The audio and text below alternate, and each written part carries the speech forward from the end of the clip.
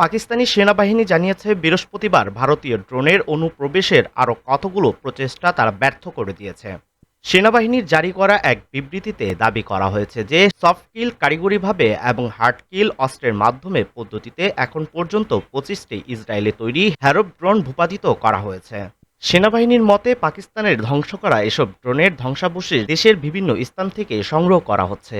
এই বিবৃতির কয়েক ঘন্টা আগে সেনাবাহিনীর মুখপাত্র লেফটেন্যান্ট জেনারেল আহমেদ শরীফ এক সংবাদ সম্মেলনে বলেছেন, গত 7 ও 8 মে রাত থেকে ভারত ড্রোনের সাহায্যে অনুপ্রবেশের চেষ্টা করলে 12টি ড্রোন ভূপাতিত করা হয়। আরও ড্রোনের বিরুদ্ধে ব্যবস্থা নেওয়া হচ্ছে বলে জানিয়েছেন তিনি। আইএসপিআর তাদের সর্বশেষ বিবৃতিতে বলেছে যে পাকিস্তান ভারতের বিমান ও ড্রোন ধ্বংস করার পর তারা ভারত ইসরায়েলি তৈরি হ্যারোপ ড্রোন দিয়ে পাকিস্তানে আক্রমণ করছে, যা ভারতের উদ্বেগ এবং আতঙ্কের লক্ষণ।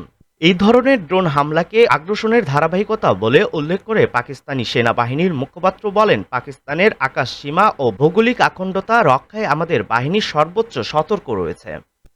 তিনি আরও জানান, পাকিস্তান বিমান বাহিনী ভারতের 5টি যুদ্ধ বিমান ধ্বংস করেছে এবং এর ফলে লাইন অফ কন্ট্রোলে ভারতের পক্ষ উল্লেখযোগ্য প্রাণহানি রয়েছে। প্রতিদিনের ডাক ডিজিটাল ডেস্ক।